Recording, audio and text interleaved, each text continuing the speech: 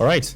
Welcome back. This is Biashara Tuesday, and we are here live on Facebook. Remember, at KUTV Kenya, that's where you get us, and also on that comment section. I'm going to read all the feedback, and of course, on what you guys are thinking about all the things that are going to be said here this morning. I'm having this newspaper review with one interesting man, Kaoga Samuel, who is joining me here. Also, a businessman, political pundit, a serial entrepreneur, and a speaker as well. We're getting into the details of what exactly he does. But first, I think I'd love to welcome you to the show.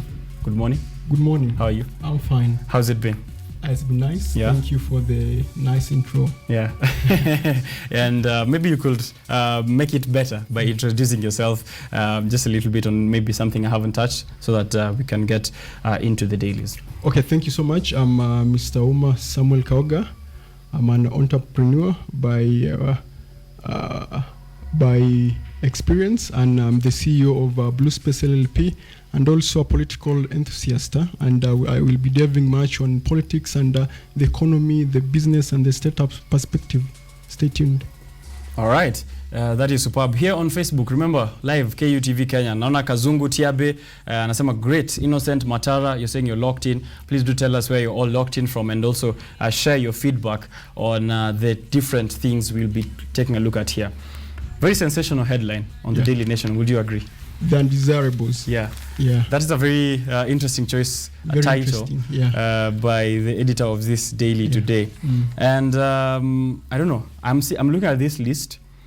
They're saying all these people have different problems. Yeah. So there's some who are facing corruption charges, murder charges even, and shooting cases. Of course, we know all these names, who's been involved in what, most of them. And they are running for new, or they're continuing their term in office by vying, of course, in these coming elections. Mike Sonko, former Nairobi governor, ousted former Nairobi governor, now seeking a new term over in the coastal region. What do you make of all this? As before we, take a look at what the writer of this very interesting piece has given us. What do you make of this now? Thank you so much. Pass 1 to chapter 6 of the Constitution. All these people should not be on the ballot. But let me give you the context of what we are talking about. Right. The history of our country's politics is replete with betrayal, and the clam and everything that we are seeing here emanate from that history, and that history has depraved our social mores. And you find this is not that these people are this bad. They derive these issues from our history, our political history. And the unfortunate thing is that this history seems to be congenital to our DNA, our social DNA. But the important thing is that there is hope. This history is corrigible, and if we as youth stand up and rise against these things, we can change the course of our history. But we can't always point back to us waiting to change some of these things. Of course, we have a constitution, as you said. According to the constitution, these people should not be vying for office. The law guides us that if you're culpable or have been found or have been impeached, actually, or found of having some of irregularities while performing your duties, right? So there's corruption charges, and all of these things. Once the final verdict is uncontested, it means that you shouldn't run. And but now we're having these people going all the way to the ballot, and as you said, it's a history of politics that has been there. We've seen in the past people who gave some of the most bizarre utterances still go on to vie and win, right? And win is a very important aspect there. Of course, as you mentioned, that Wipers Machakos governor aspirant Wavinya Ndeti is also one of those people who are in court over 400 million case, and they've given here a glance of some of those pending criminal and graft court charges. If you have your dailies with you, you can see that on page 12, a very good list there of these MPs, governors and former members of parliament who have been involved in very many different things. How can we prevent them from vying if at the moment the IEBC, all the regulatory bodies, ESCC have nothing to say? Nice, that's a very nice question. First and foremost, we must recognize that our politics is tribal. our politics is made up of cronyism and who do you know, and what's your muscle, your financial muscle, and political clout. And it doesn't matter who you are, provided you command a constituency, you have resources, and you have whatever it has. And the most unfortunate things is that politics is about clout. Right. It doesn't matter whether it's good clout or bad clout. I think all publicity is good publicity. But it's unfortunate that in a Kenyan and far much African context, we find much favor in negative publicity, and we glorify these people who have done unfortunate things before us, and we go ahead and elect them. Right. So I think maybe at that point we could say that, as you had mentioned earlier, then the role is that we shouldn't vote these people. Yeah, we shouldn't vote these people in. Yeah. However, that is far much, that's a very utopian thinking, because if you saw the rally that former Governor Mike Sonko put up over in the coast, it was massive. Yeah, right. It was massive. The turnout was huge. Yeah. So how do we not vote them if already this is this will get to that point, that situation where people are like, I don't have to vote then, because clearly the system is all rigged. Yeah, the system is all rigged, but the problem is with the people. We are the ones who give mandate to this leader to take control of our institutions and to govern us. So it should start with us. We should, through universal suffrage, we should tell these people no. Then another thing, the judiciary should act in the best interest of the country. Right. Yeah, they should. But we have institutions that can help us. The DPP and the EACC. They do the investigation, and we have innumerable inconcluded cases. Right. And it's so unfortunate that what's happening in our country. Monies are getting lost. There's impropriety and such issues, but there's nothing happening. But at the end of the day, we, the people, through our mandate, we can say it and no. Right. And, so I ask our people that on 9th of August, they do that through universal suffrage. Right. Because, if we can't do that, then what's the point of having a constitution? If people are violating the constitution and we can't use our democratic right to act according to the constitution and get them off from office or bar them from ascending to power again, I don't know how much more power can be handed over to a citizen more than that ability to vote these people out. So keep that in mind, right? So that's what is here on the Daily Nation, the undesirables. You can read that whole piece for yourself if you're at home and get to take a look at that. Right at the bottom of the front page of the Daily Nation, Ruto is gaining and Raila is paining. One man's gain, it looks like it's another man's pain. And Machakos Governor Alfred Mutua is one of those people who have contributed to this gain and pain situation.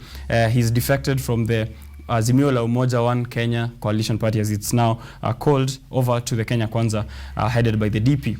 And of course, at the moment also there are some jitters over in the Azimio la Umoja side, where it is likely, or it's looking like more parties are going to defect, or according to statements made by Governor Alfred Mutua, saying that 5 parties or more are expected to join him over to the side of Kenya Kwanza Alliance. And we are also, as that also is ongoing, there's that deputy president debacle that is all over, that is going for both sides. And I know that the Azimio la Umoja side is currently doing interviews over at is it Serena? I think it's Serena, right? And it is likely, or it's speculated, that former Vice President Kalonzo Musyoka might not attend his interview that is being conducted for the running mate of the flag bearer of this coalition, Raila Odinga. Is Azimio la Umoja getting to Azimio la, wanasema utengano? Moja ni nguvu, utengano. Azimio la utengano. What is happening on this camp, you will say? Okay, thank you so much. Let me start with Ruto gain, Raila pain. Politics is like zero-sum game. We call it a zero-sum game. If one gains, the other one loses. But, Kenya, we derive elation from unnecessary issues. Like in the US, once a celebrity does anything, everybody is on his neck. It's the same in Kenya. Once a politician does anything small, we have we are on their heads. Right. But let me put we are treating politicians as celebrities in Kenya. But let me put it to perspective. it does matter which clout do you have, which clout do you control, because sometimes you find there's some unnecessary movements that bring no value, because at the end of the day politics is about number. Ask yourself as they move, because we'll expect this more as you move closer to the election. Right. What are you bringing on the table? Because most of our politicians use this as a business tool. Okay, they bring a pseudo constituency. They say that they bring an anecdotal constituency that doesn't exist. Then they go sell it out and do business. But at the end of the day, what's important is what constituency do you control? At the end of the day, our politics is controlled by regional talismans. You find that there are regional bigwigs that control these regions. And I'll speak without doubt that Kalonzo Musyoka is the lower eastern talismans. It doesn't matter what side he goes to, who he supports. So at the end of the day, 3.2 million votes. If you see where Kalonzo will go, is where the Kamba nation will go. But these other fringe party theatrics are there to waste our time. Let me touch something on the deputy president search. It's so unfortunate. The search for deputy president should not be this convoluted and done in an haphazard way, the way these people are doing it. They're quoting this deputy president or the running mate position. They're making it so flowery this time. It's so unfortunate, because at the end of the day, politics is controlled by numbers. You should tell it's obvious, know who controls such who controls the biggest numbers. But another thing, let me bring it to context. The second term of Jubilee government gave us a bad precedent on the presidency, and because it was bogged by a necessary and very bad relationship between the president and his deputy, and maybe these formations derive this criteria from what they saw, and now it's not about numbers. It transcends to this party simpatico. Yes, you bring your numbers, but do we share our values to bring amity post-election and prosperity? So you're saying we have actually evolved in how we've evolved, politics is done? Change is inevitable. It doesn't matter how long it takes. Change is inevitable. And I think it's so unfortunate, the theatrics, the panel, because they know what's numbers. It's a haphazard way of doing it, because now a question I will ask, since we are on that controlling of numbers, and also it's really unfortunate that during elections we turn citizens into numbers. I don't think I'm very comfortable with how politicians are able to do that. Like I have this guy has 3.2 million votes. This guy has 2. It's like I'm Richard. I need to be considered as a citizen. However, away from that, I digress. The Mount Kenya region, which has been really quoted or has been speculated to bring out the running mate on both sides of these camps, the Kenya Kwanza and the Azimio la Umoja. Should we get to a point where one region is that important in how we are doing our elections? Do you feel like that will also evolve at some point, or it doesn't really matter, it's convoluted as well? It's not convoluted, because at the end of the day, politics is not just about numbers. It's about resources. You find that you people from Mount Kenya, they have numbers, and they control also the resources of the nation. You find like people like Uhuru Kenyatta. Uhuru Kenyatta doesn't have the charisma that Raila and Ruto possess, but he has resources to counter what those people are doing. So at the end of the day, is beyond the numbers you're bringing. Do you have the financial resources, muscle? Because it's through financial that you can get the things that you want. It's through financial that you can have your ways. So these people, they have the numbers and they have the resources. So it will take a long time for us to dislodge the status quo. All right. That is a very interesting take there. So I'll never have thought about. So I'll be thinking about that for another thing about the. Let me in 1 minute. And I'm not advocating for any person to be picked as the deputy for either of the formation.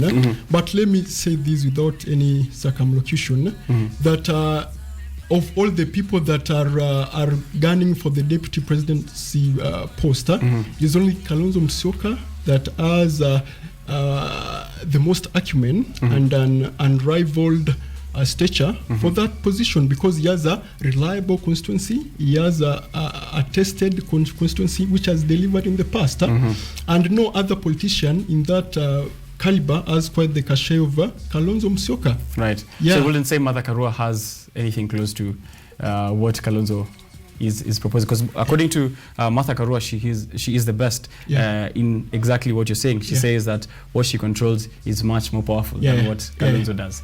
Nice, thank you so much. I'll put Sally and Martha Karua in the same WhatsApp group because these are people that they don't have. They might be having the muscle, but not the requisite financial muscle to mount a presidential election. Number two, these are people that have been, except for Martha Karua, I'll say this much for Musalia. Musalia has been relying on the big boys' cocktail for so long.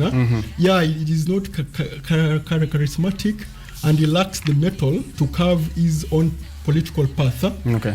The lawyers have the numbers. But he cannot chart his own political path regardless. He cannot rally them in one cause and put their votes in one packet. Politics about interest. Right. Yeah, what are we getting at what point and what time? So for Mudavadi, that's the problem. For Martha Karua, yeah, she's an iron lady. She has what it takes, but show me his base. Right. Which base does he control? Yeah, unless, unless maybe the community, if the community rally behind her, that's a tick for. Maybe a last part, as we are trying to take a look at those different regions, as you said, who controls where and what kind of constituency can they bring it. Is it reliable? In that interview process that is currently happening in the Azimio side, Senator Gideon Moi, who's supposed to also have appeared before this Azimio Council for the interview, said he will not appear because he has decided that he's going to support Kalonzo Musyoka, right? So do you feel like Senator Gideon Moi also does have any political muscle or any control that can have his voice, make sense in either side of the camp? Yeah, that's a nice question. Gideon Moi is a political power in the country. Is he? Moi name is a political power. One, we might say that he doesn't have any tangible base, tangible number, but he has resources that can bring those numbers. He has resources that can substitute the numbers, and he use somebody else via his resources to bring what he wants on board. Right, of course, definitely. So that through these resources, he can buy support.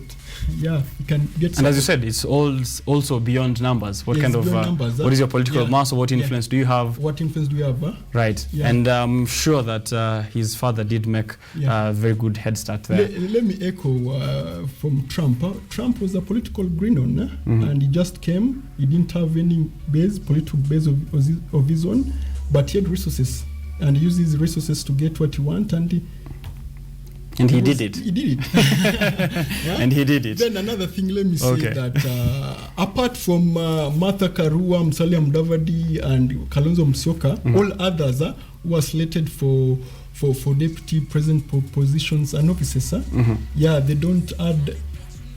They can't add any viable value to the presidential ticket, but they add adjunct. They are adjunct to the political formation, and they show up numbers to win the election. This will be very closest election. It will be divisive as we move on. But and people are getting really jumpy. That's politics. That's politics for you. That's politics. All right. Now, as we move from politics, people can take a look at all of that in the. Let me under 1 minute. Let me echo what Algo said in his concession speech in 2000. And 2000 election in the US is one of the most decisive and very divisive. It was recalled 3 times. It was recalled for Bush, then nullified again, called for Algo, nullified until Bush was called, and went for Supreme Court, and that's happened. And he said something in his concession speech, that let nobody see this as a weakness, The strength of a democracy is shown clearly in difficult situations. And now it's a prudent time for us to know that what brings us together is greater than what divides us. Right. And as a people, let us shun the politics of deceit, politics anchored on ethnicity, and politics that rides on classism to divide our people, because we don't want to incinerate our country.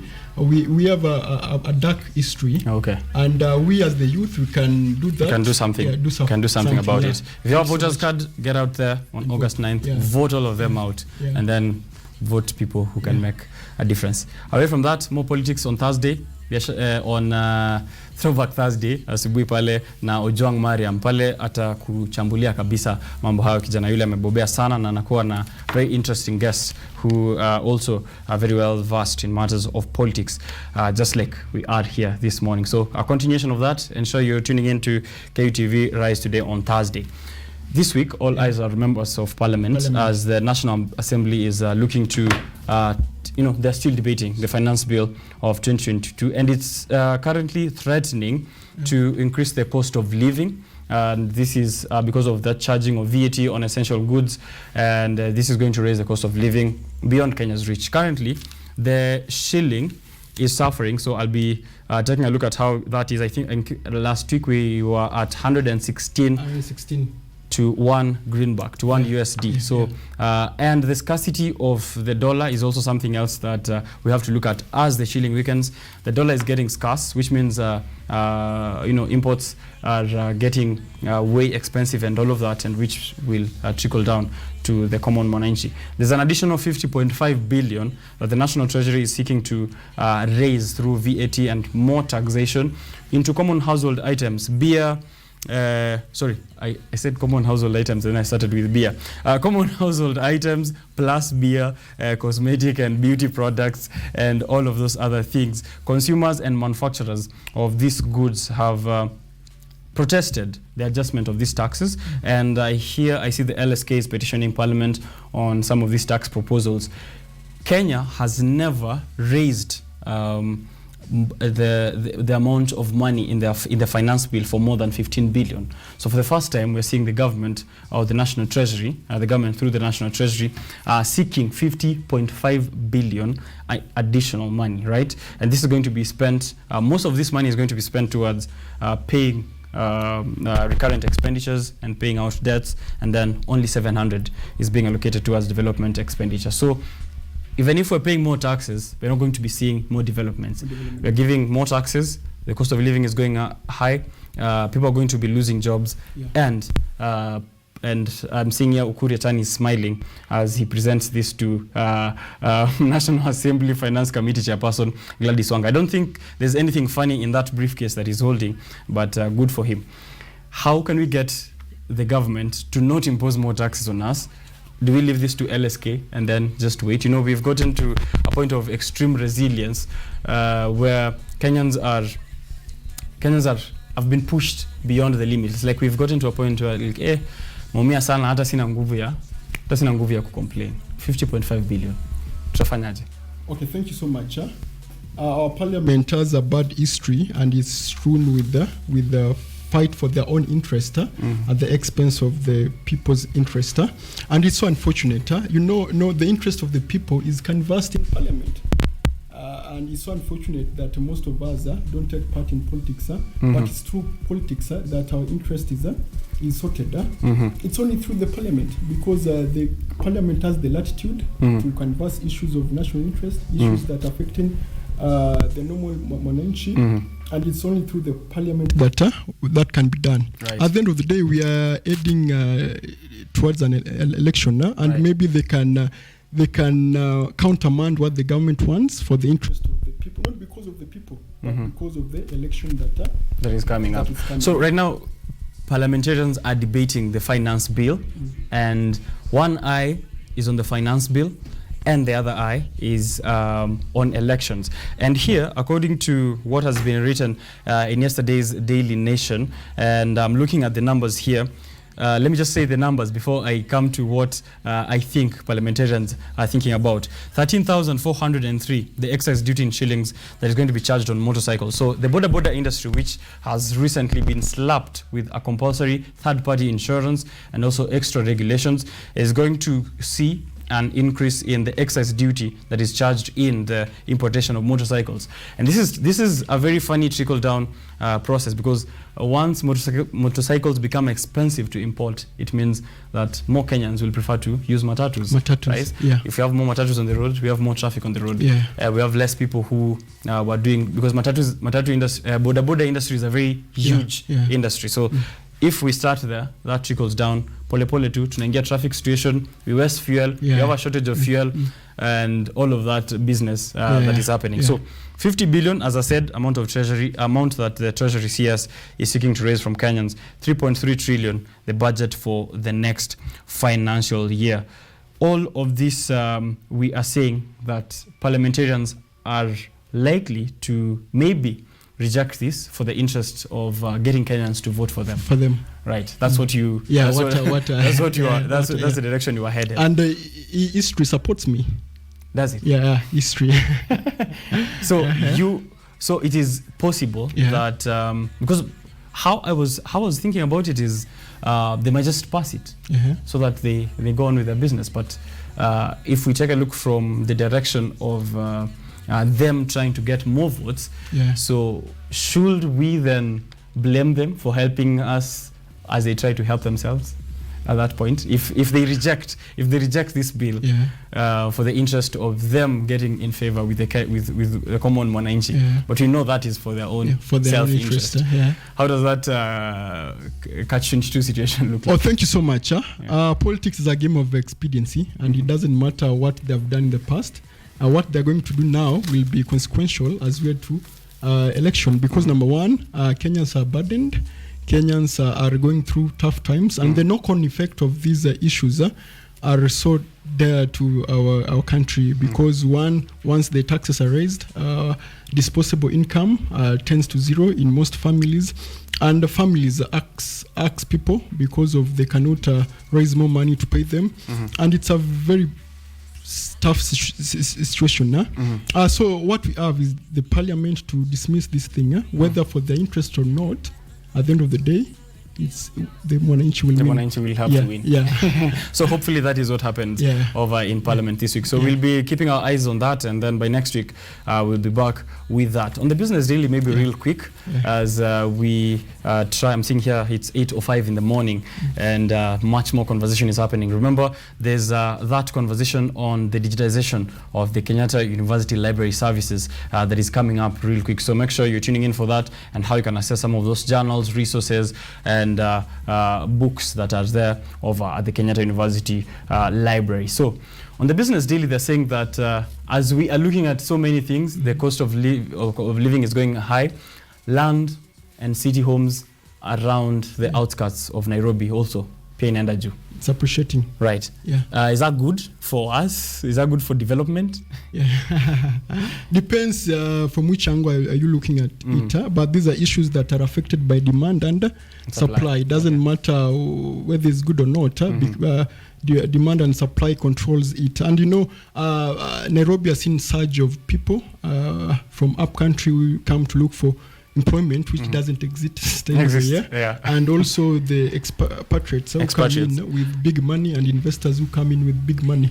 And the African market, we are going to discuss this in business. The African market is the biggest in the world, and the other markets are saturating because of lacking young population and such things.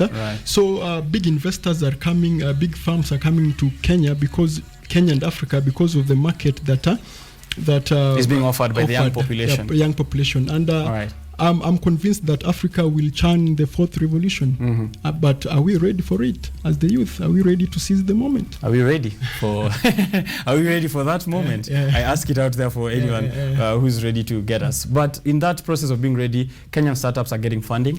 So that's a good thing to look at. How will you say, what is contributing to this boom in the side of startups? Thank you so much. And it's so unfortunate that these resources come from the West. And we don't have a Silicon Valley of our own as a country. And number one, the world today is not about looking. Jobs are scarce, and people look up to the government to offer real-time job, but the government has failed. And it's only entrepreneurs with golden touch, entrepreneurs who create innumerable jobs and touch most lives that win at the end of the day.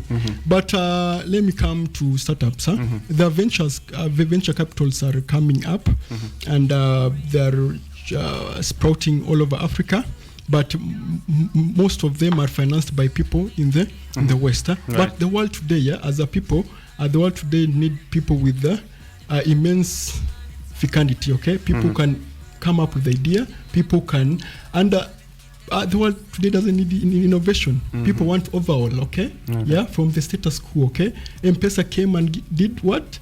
Overall, the way things were being done. Okay, the finance sector is all different. The electric car will come to also revolutionize that. Okay. So as a people, and there's a lot which is doing well in outside country that has not been tapped here in Africa.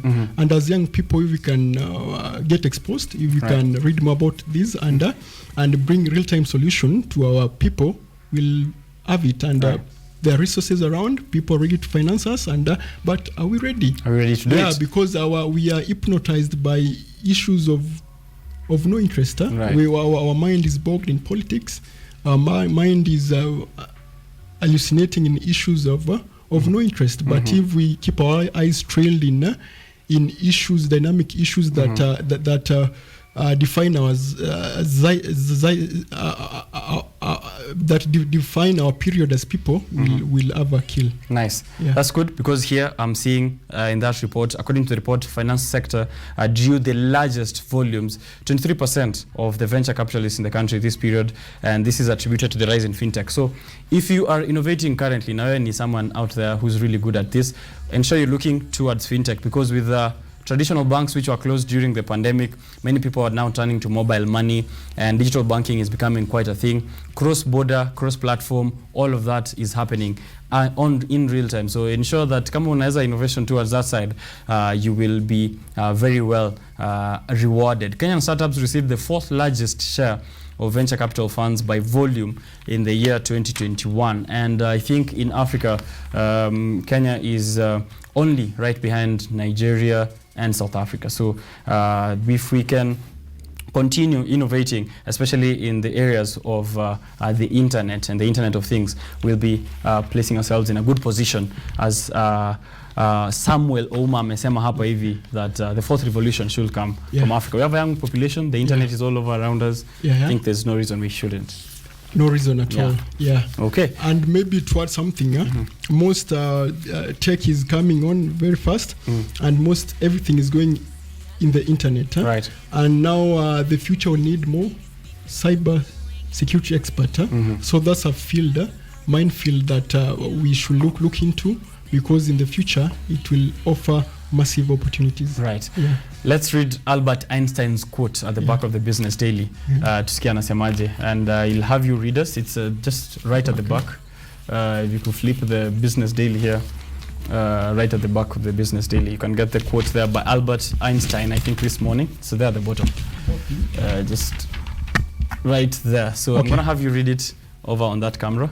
And tell us, what does Albert Einstein say? Ambia watu wetu. Don't listen to the people as the answer. Listen to the person who has the questions. Don't listen to the people who have the answers. Listen to the people who have the questions. And the question I'm asking you this morning, how are you doing mentally? Mental Health Awareness Month, May 2022. How are you doing mentally? And how do you ensure that your mental health is in check as you do business and as you do work? So ensure you're interacting with me on social media platforms at KUTV Kenya, at Richard_Kenya. That's where I'll be getting your feedback.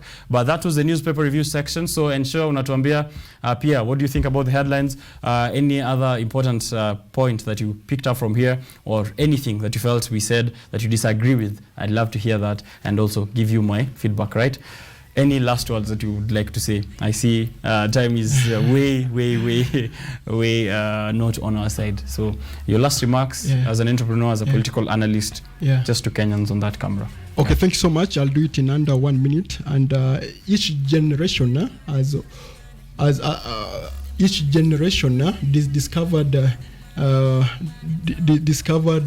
its mandate and fulfilled it, betrayed it or fulfilled it. And the way they did it can be debated. Therefore, we as a people today, the youth of today, we have a mandate. in this election and also in the business sector. Let us identify our mandate and fulfill it with relative opacity. Okay. Let us identify our mandate. Think about that as I go for this break. Hashtag Biashara Tuesday, still on air.